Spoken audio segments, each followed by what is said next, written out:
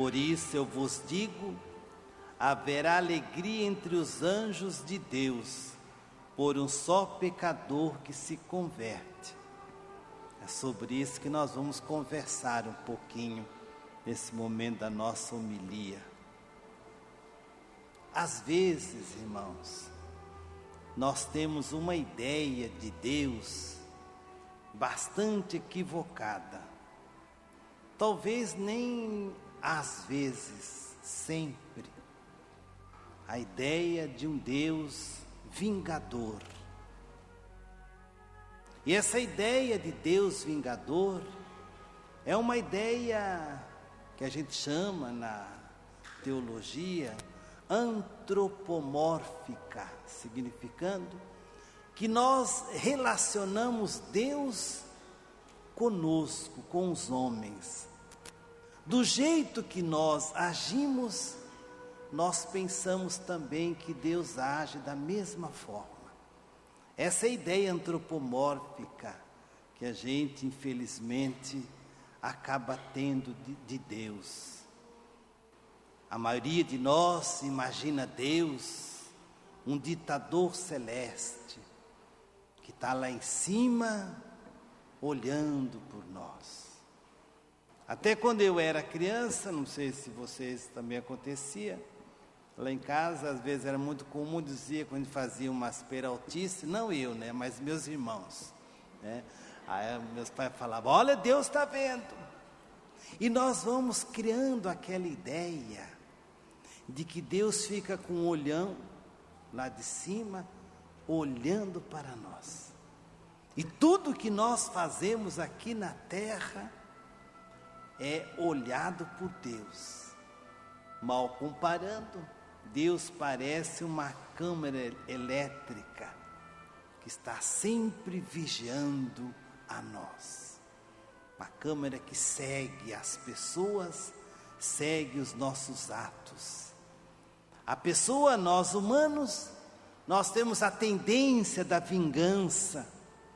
Nós gostamos de vingar, que parece que faz parte do nosso ser vingativo. E a vingança, na maioria das vezes, em nós, é um ato assim meio normal, meio comum, porque a gente se acostuma a vingar. Por isso que as pessoas se vingam. Às vezes nós temos uma ideia também de que Deus como que marca certos créditos e débitos dos nossos erros e acertos. Quando nós acertamos, Deus marca positivo. Quando nós erramos, Deus marca negativo. Até aqui você poderia já estar imaginando, mas no Antigo Testamento era assim. Sim, era assim. Porque se você não faz uma leitura sociológica das Escrituras, nós vamos encontrar nas Escrituras esse Deus realmente vingador. Mas nós temos que entender que no Antigo Testamento, a vingança era uma espécie de correção.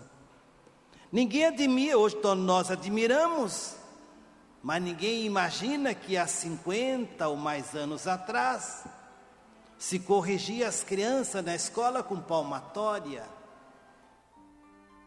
E era comum, ninguém protestava. Lá na escola onde eu estudava, também não eu, mas os meus colegas da escola, ficavam de castigo em cima do joelho, ajoelhado no milho.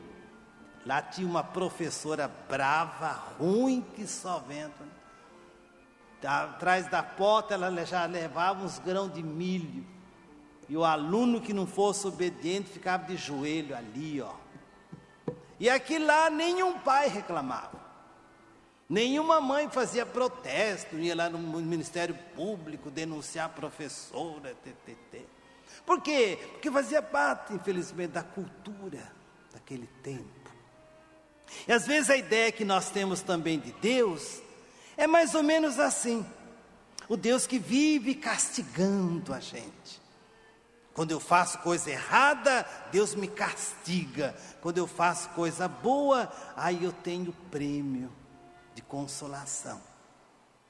E até a gente diz, né? Se você faz coisa errada aqui, você vai para o inferno. Se bem que o inferno hoje está tão fracassado, né, que ninguém fala mais nele, né?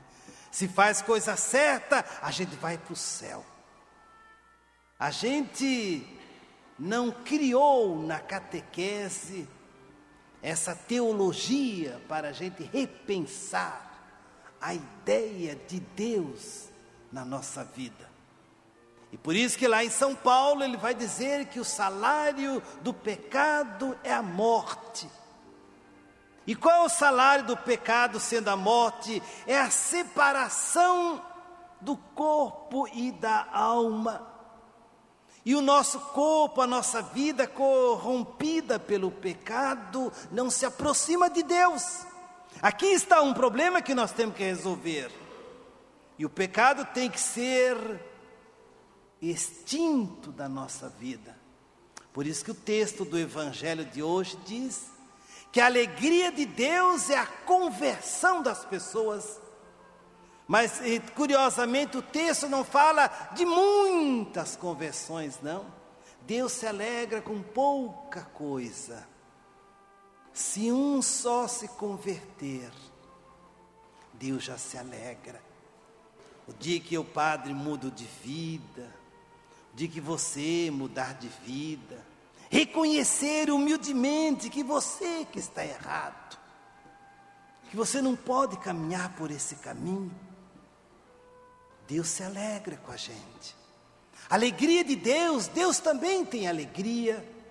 O nosso Deus não é um Deus triste, porque a ideia que nós temos é esta: se eu faço pecado, Deus fica triste comigo. Se eu faço coisa boa, Deus fica contente comigo. Uma ideia equivocada. Muito complicado você começar a achar o que Deus é, não sendo aquilo que Ele é. Deus se contenta com pequenas coisas, com pequenos gestos que nós fazemos. Mais ou menos assim, visualizando.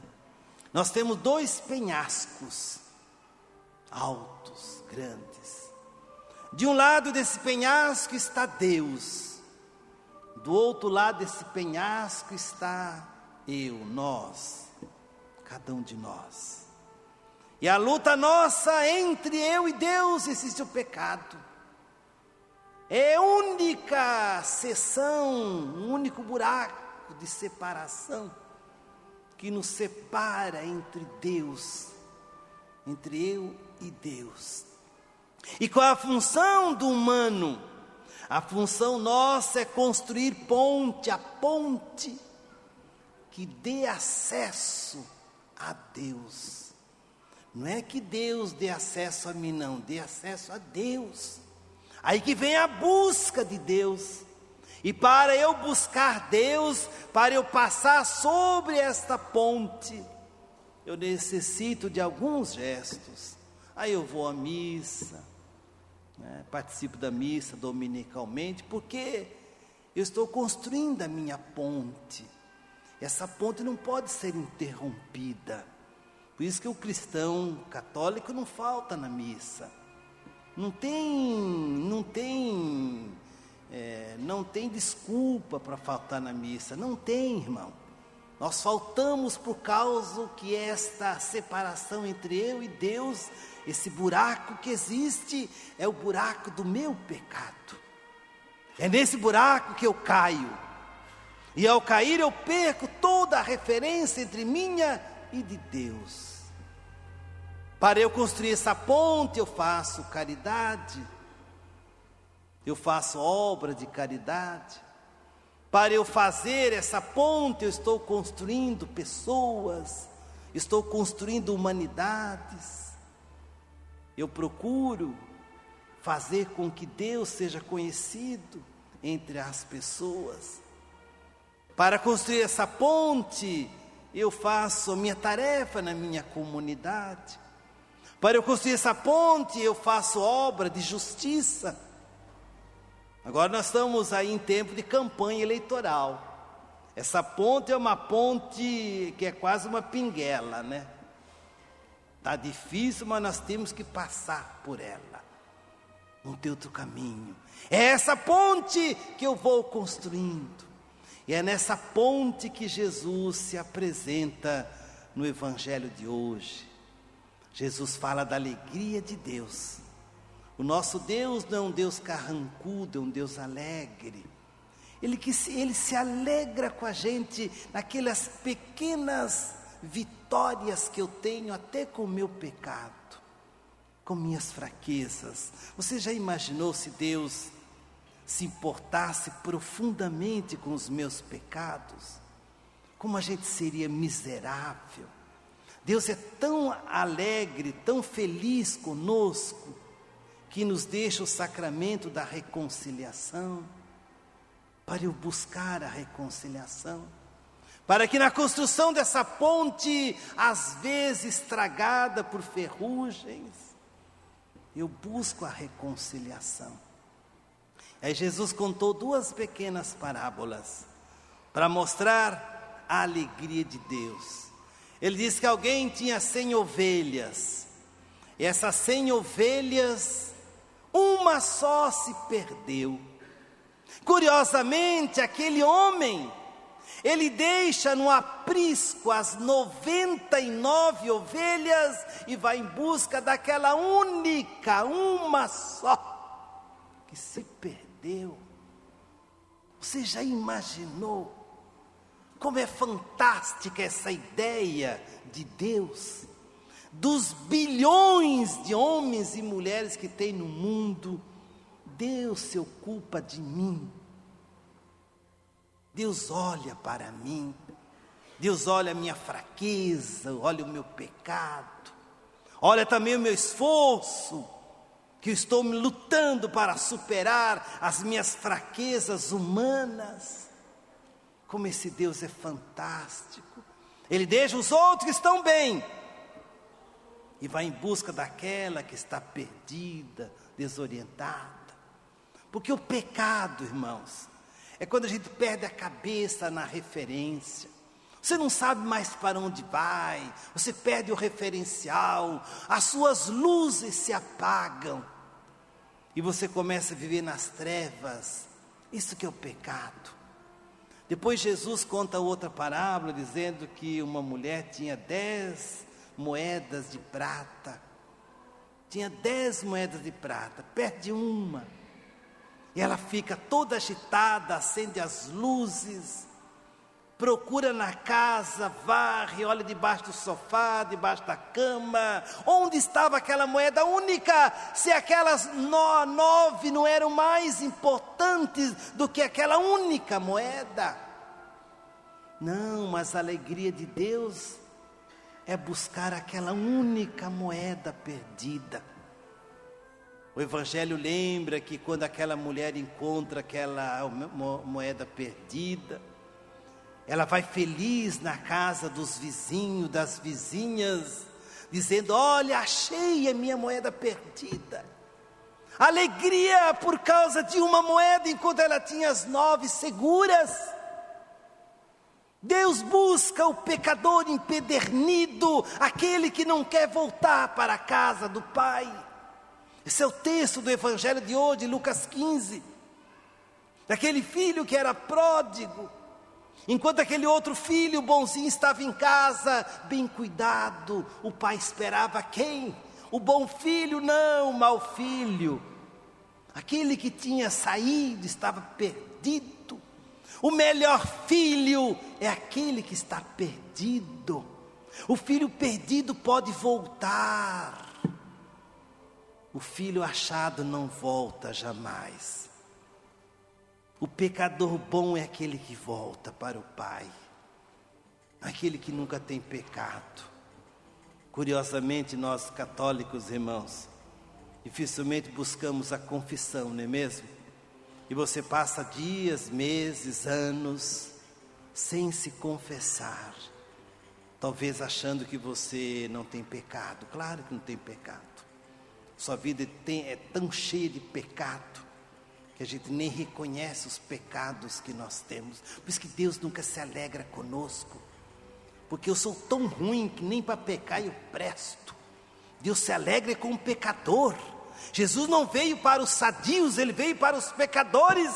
E os que estão sadios têm que se cuidar e cuidar dos outros. A alegria de Deus, o sorriso de Deus é para os pecadores empedernidos e que dificilmente voltam para a casa do Pai. E os maiores pecadores, diria eu, não estão fora da igreja, não estão dentro da igreja. São aqueles que nunca reconhecem a sua pequenez e a sua indigência diante da misericórdia de Deus. O maior pecador é aquele que nunca diz que o Senhor fez grandes coisas na minha vida, como Maria de Nazaré fez. O grande pecador é aquele que tem coragem de dizer, como diz o salmista Davi, Salmo 50, agora eu vou me levantar e volto para a casa do Pai. Querido irmão, querida irmã, há quanto tempo você não volta para a casa do Pai? Embora moremos na casa dele, mas talvez somos como aquele filho bonzinho que fica em casa, que ao receber o filho deserdado, não teve misericórdia com ele. Ao receber o filho deserdado, não teve um sorriso, não teve alegria, não se alegrou com o pai. E o pai se alegrou com o filho empedernido e pecador. Deus se alegra com os grandes pecadores.